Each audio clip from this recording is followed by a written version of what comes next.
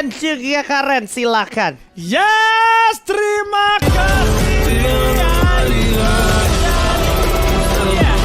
Kita akan masuk langsung menuju round yang keempat di Purgatory.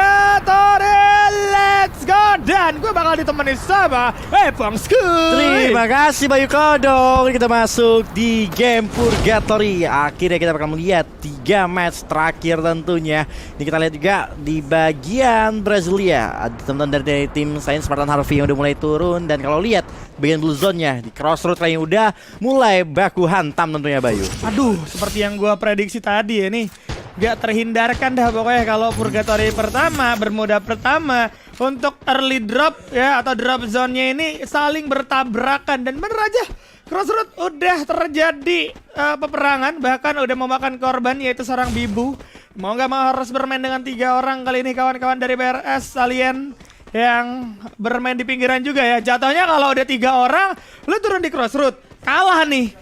Ya kan, udah pasti tuh bakal dipaksa pinggiran terus sampai akhir game tuh. Sampai akhir game lu main di pinggir terus sih. Tapi kayaknya bakal bahaya banget juga posisi dimiliki dari tim BRS yang udah kehilangan 1 playernya. Di tangan teman-teman dari tim RF tentunya Yerby kali ini men-secure 1 poin eliminasinya. Tapi menurut gua teman-teman dari tim RF sadar tim BRS dia nggak bisa coba untuk kabur sejauh mungkin. Tapi kali ini teman-teman dari tim RF menurut gua bakal coba untuk mencari player-player tersisa dari tim BRS tentunya. Yerby mencoba untuk maju paling depan bersama seorang Ria yang bakal coba untuk langsung memberikan info pada teman-temannya. Benar saja Ria kali ini cukup open field menurut gue, tapi tentunya apakah bisa mengambil keuntungan dari posisi yang dia miliki. Dan seorang Ria dengan Scar-nya belum berhasil knockdown 1 player pun Bayu. Yes, masih belum bisa mendapatkan siapapun. Ini Ria ini namanya Ria ya guys ya, bukan dia menyombongkan skin yang dia punya ya, bukan ya guys ya. Tolong nih, tolong. Takutnya salah kaprah gitu kan, jadinya Rian. Oke, kali ini kalau kita lihat juga bakal coba diburu bisa di sana. Micanya bahkan harus coba terpick off terlebih dahulu. Sayang sekali udah kehilangan 1 membernya lagi. Ayahnya pun gak bakal bisa berbuat banyak. Tersisa 1 anggota dari BRS Alien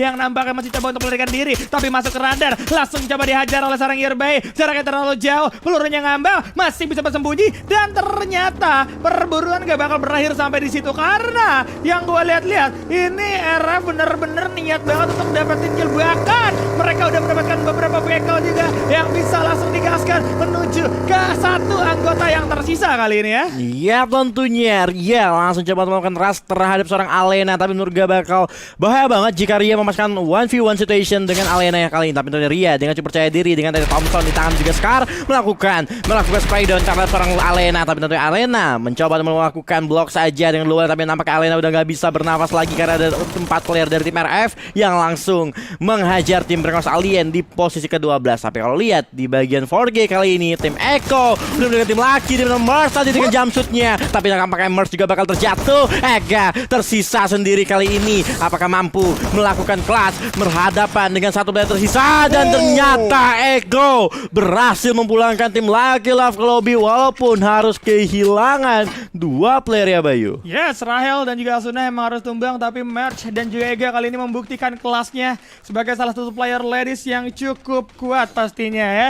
Dan kalau kita perhatikan, kita kali ini bakal berpindah terlebih dahulu ke kawan-kawan dari RRA, di mana Motos ternyata menjadi pilihan juga untuk mereka. Aduh, BBM. yang berada di dalam Motos nih ya, kayak kawan-kawan BBM nih bakal sulit banget untuk keluar nih kalau dikandangin kayak gini posisinya ya. Iya, di mana tim RA mencoba mengandangi mereka lewat pintu keluar bagian zipline, dan juga mereka masih bisa punya pintu keluar melalui bagian zipline belakang dan juga jembatan kayu. Harusnya tim BBM akan memilih opsi lain setelah kehilangan seorang Zara tentu ya di early game kali ini. Dan ini PBM benar saja dicoba untuk muter langsung bagian belakang Motos melewati sebuah jembatan dengan cukup cantik tentunya. Masih bisa bertahan, tidak ada yang menggunakan zipline. Dan tentunya mereka bakal coba untuk bermain di bagian-bagian atas pojokan Crossroad untuk mencari resource-resource yang mungkin mereka butuhkan tentunya Bayu. Yes, dan pastinya bakal coba stalling repositioning, bakal coba untuk mencari resource sebanyak mungkin untuk kita tahu ya biasanya ya kalau Purgatory ini ujung-ujungnya bakal bermain di sekitaran open field nih.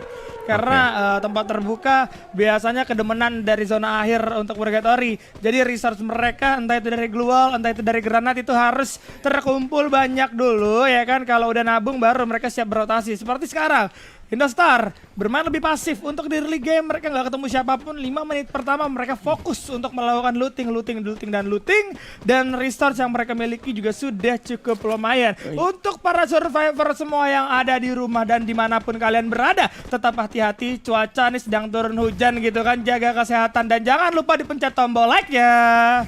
Oke, jangan lupa juga di subscribe dan jangan lupa juga buat di share juga. Ya, tapi kali kita bakal melihat Indostar Lycoris setelah tadi di game sebelumnya bermain cukup agresif banget dan tentunya seperti lu bilang mungkin mereka di menit awal masih cari looting yang sebanyak mungkin, tapi gua nggak tahu ketika di late game mereka bakal coba agresif mungkin. Dan sementara kali ini Lunanera yang bermain tampaknya sedikit pasif dibandingkan game yang pertama mereka yang kita tahu tadi di game pertama dia ngumpulin 11 poin kill, tapi kali ini Lunanera lebih sabar lagi, bakal menentukan objektif tentunya mencoba untuk mencari lootingan di bagian arah golf course tentunya. Dan kalau lihat di notifikasi sana udah ada tim PBM dan juga RA yang akhirnya bertemu. Oke, mereka nggak bertemu tadi di pintu keluar Mathos, tapi kali ini mereka bertemunya di bagian rumah batu Mathos yang dimana JJ langsung menembakkan flash freeze ke seorang VK mereka di sana dari seorang VK.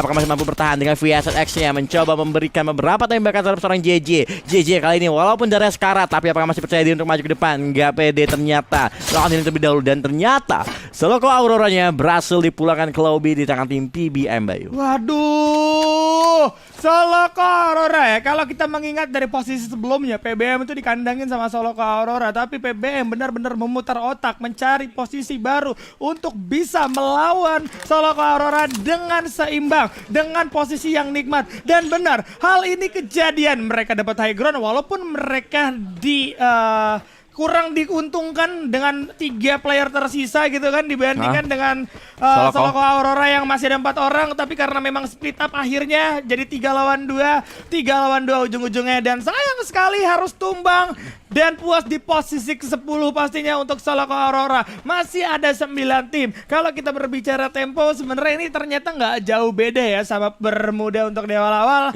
Untuk 7 menit pertama, 8 menit pertama itu 3 tim yang bakal dipulangkan. Iya, tapi kalau lihat kali ini merupakan salah satu map Purgatory pertama ya. Artinya dari setiap tim bakal coba untuk dengan rotasi-rotasi yang baru, map yang baru kali ini. Seperti yang dilakukan teman-teman dari tim OTD, mencoba untuk bermain di luar zona. Tapi di bawah mereka langsung mencoba untuk mempick up seorang Cantikva yang ketinggalan teman-temannya. Kor kali seorang Rahma, sang senjata penghancur global tentu yang membuat Cantikva sedikit kewalahan. Darah cukup sekarat tapi udah nggak bisa bertahan karena ada damage yang begitu sakit diberikan seorang Jesse menggunakan skarnya, mengakibatkan tim Indostar Lycoris harus kehilangan beberapa playernya di early game, membuat mereka menurut gua bakal cukup sulit banget buat bertahan hingga di bagian late game ketika melakukan pertempurannya nanti Bayu. Yes, dan gue sempat ngebahas OTD ini adalah tim yang dari segi rotasi itu jarang terpantau kamera.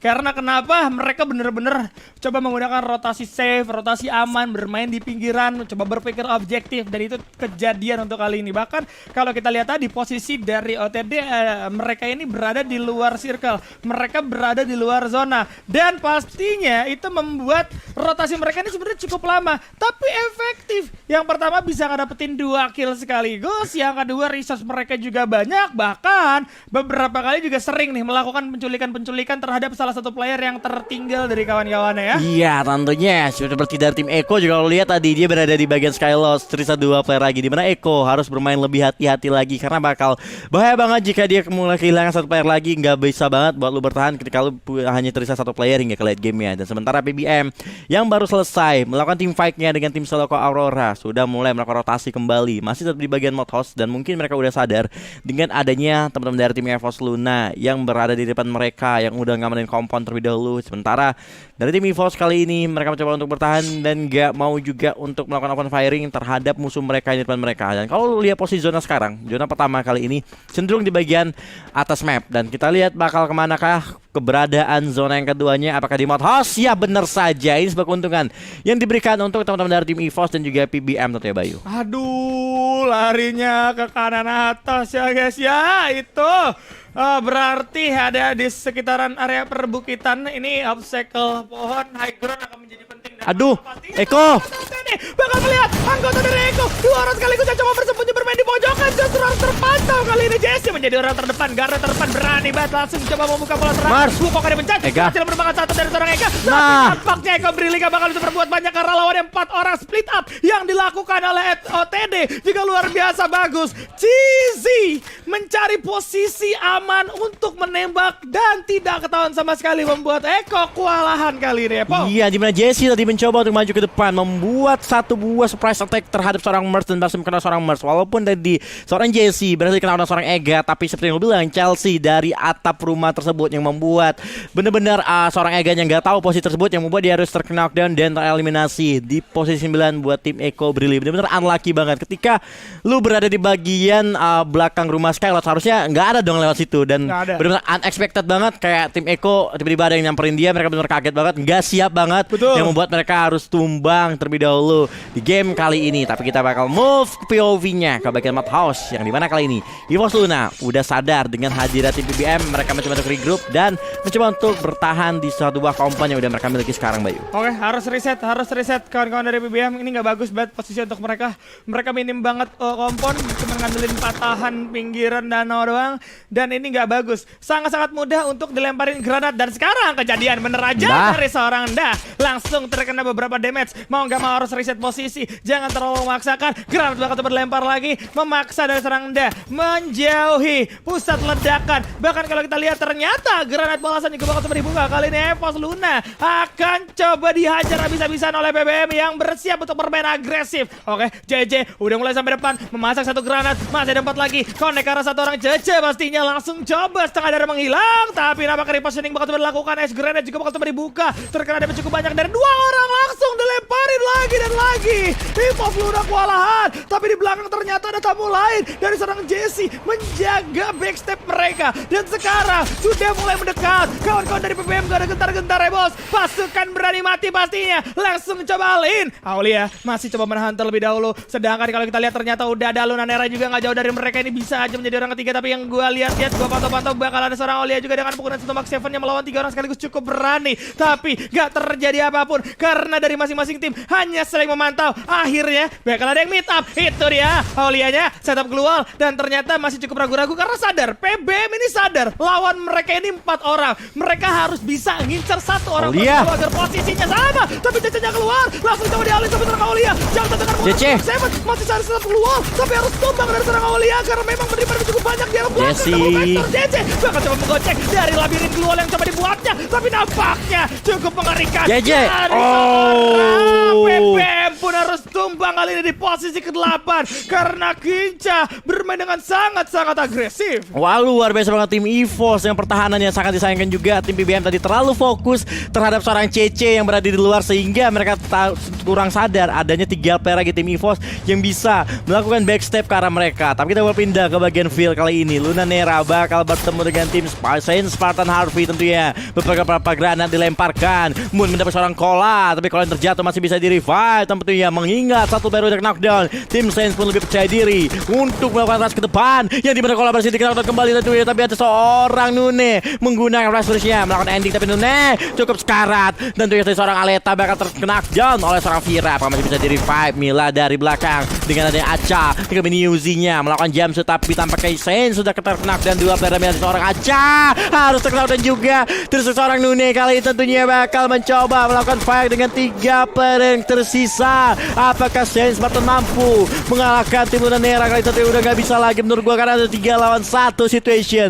Sebuah miracle move coba dilakukan dari seorang Nune, ternyata masih bisa mengalahkan 1 player. Mila mencoba berikan perlawanan 2 lawan 1 dan ternyata mendapatkan seorang Cel, tersisa 1 tapi gagal untuk seorang Leta untuk melakukan kelas PD. Seorang Nu nampaknya masih belum berhasil menghadapi seorang Mila yang tersisa sendiri kali ini, Bayu. Gila ini ya, nih Luna Nera sama Saint Spartan Harvey ini udah bener-bener tim yang the next level banget. Pertempuran mereka sengit banget. Bahkan kalau kalian ngelihat Glue Wall itu udah kayak rumah labirin, bahkan lebih kompleks lagi gitu kan. Udah banyak banget setup Glue Wall yang luar biasa bagus, membuat beberapa tembakan itu terdelay ujung-ujungnya. Tapi Luna Nera Mila patut diapresiasi karena melakukan clutch terhadap dua player dari Saint Spartan. Ya, coba untuk menyempitnya. Tapi kita berpindah terlebih dahulu kali ini, dimana kalau kita lihat dari seorang Baby Boo bakal sadar akan kehadiran dari Revos Luna, tapi masih belum mau all in karena mereka juga harus berpikir objektif. Circle nggak berada di pihak mereka, mereka harus coba turun gunung lagi. Walaupun sekarang mereka dapat high ground, tapi bukan berarti dengan turun gunung mereka bakal mengamankan posisi yang berada di area circle serta kompon-komponnya gitu kan. Jadi yang gue lihat itu bener-bener open field, mau nggak mau mereka harus mempersiapkan Glue Wall yang cukup banyak. Tapi Baby Boo bakal coba mengandangkan dua anggota dari Revos Luna terlebih dahulu agar tidak bisa join masuk ke dalam circle selanjutnya. Iya, tapi kalau lihat kali ini yang dilakukan teman-teman dari tim RF adalah mencoba untuk mendapatkan beberapa kill mungkin terhadap tim EVOS ya. Menurut mereka EVOS sudah cukup sulit banget buat masuk ke zonanya, yang dimana juga EVOS kalau mau masuk zona itu harus lewatin teman-teman dari tim RF tersebut. Dan kali ini ternyata mereka juga udah mulai melakukan move terhadap circle selanjutnya yang membuat kali ini tim Indostar cukup terpojok, dimana udah mulai kehilangan satu player yang kembali, menyisakan dua player saja, tersisa seorang Dila dan juga Dexby kali ini yang menurut gua posisi mereka cukup aman, masih di dalam zona, mereka nggak perlu untuk munculin badan mereka yang mengakibatkan mereka bakal knockdown. Tapi kali ini kalau lihat OTD bakal terkena spray juga dari arah tim Luna Nera. Di sisi lain benar saja EVOS Luna tereliminasi tangan RF. Seperti yang gue bilang, RF mendapatkan posisi kayak gitu adalah sebuah keuntungan untuk mendapatkan poin kill, walaupun seperti yang gue bilang dia bakal cukup sulit untuk masuk ke zona karena harus turun ke bawah bagian field. Tapi kali ini tim fight kayak bakal berlanjut antara tim OTD melawan tim Indostar, Bayu. Nah, ini dia OTD. Akhirnya udah mulai kelihatan kalau udah di zona-zona late game. Tapi gerak DXB, lagi-lagi DXB yang menjadi satu player mengerikan masuk ke arah kawan-kawan dari OTD. Dua player pun harus tumbang. Kali ini DXB memasak satu granatnya lagi. Kita lihat lemparannya bakal connect. Dibalik lagi 3, nambah 1 bos. Bonus itu dia. Tersisa seorang Rama sendirian yang nggak bisa berbuat banyak. OTD dari early main save, tapi ketemu di arah late game langsung diratakan oleh kawan-kawan dari Indostar. Tapi masih ada seorang Rama kali ini melakukan coba untuk melawan terlebih dahulu. Jam sebelum berusahakan, tapi sekali lagi cukup mengerikan. Tapi Dila tidak akan membiarkan Rama berbuat banyak, harus tumbang dan puas di posisi kelima. 4 tim tersisa, 3 tim bahkan MSG juga harus tumbang dengan tim RF. Tapi tentu kali ini Luna Nera gak bakal ngebiarin RF mudah banget buat masuk ke dalam circle. Tapi juga Luna Nera kalau lewat kanan bakal berhadapan dengan tim Indostar like Horis. Dimana Vira bakal coba maju ke depan. Alok terlalu terburu buat diaktifkan untuk memanfaatkan movement speednya. Tapi kali ini kalau lihat dari seorang Vira dan juga Dixby mencoba untuk memberikan tekanan juga terhadap tim Luna Nera. Tapi tentunya Dila yang menjadi bulan-bulanan tersebut, siapa yang bakal lebih tumbang antara tiga tim tersebut, yang dimana Luna Nera bakal fokus ke arah RF ataupun fokus ke arah tim IDS. Karena di posisi mereka benar-benar cukup diuntungkan karena harus dihadapi oleh dua tim sekaligus yang mencoba untuk melakukan tim fight ke arah tim Luna Nera tersebut. Tapi kali ini kalau lihat Vira Mila cukup low health point yang mereka miliki, mencoba untuk bertahan juga. Tapi ada M79 dan seorang Vira yang bisa memborbardir pertahanan milik tim RF. M79 coba udah dikeker, tapi belum coba untuk dilontarkan juga. Cel masih melakukan lemparan beberapa granat yang memberikan beberapa damage ke arah tim RF yang membuat Cel berhasil mengknackdown dua player. Ini sebuah hal yang positif buat tim Luna Nera untuk maju ke depan. Apakah Baby Boo mampu bertahan tersisa sendiri, tapi mereka juga harus tetap fokus dari sebelah kanan mereka dari tim IDS, di mana Dixby berhasil mengkonvert 1 poin kill dari tim IDS, dari tim RF tentunya. Di mana seorang Dila, Dixby udah mulai maju ke depan, tapi ada seorang Vira juga bersiap dengan Max 7 dan juga Madkit yang udah cukup ada di mana seorang Dixby bakal maju ke depan. Dila bakal coba knockdown, tapi tentunya udah gak bisa lagi, dan tentunya Ilbuya untuk tim Luna Nera. Wow, Luna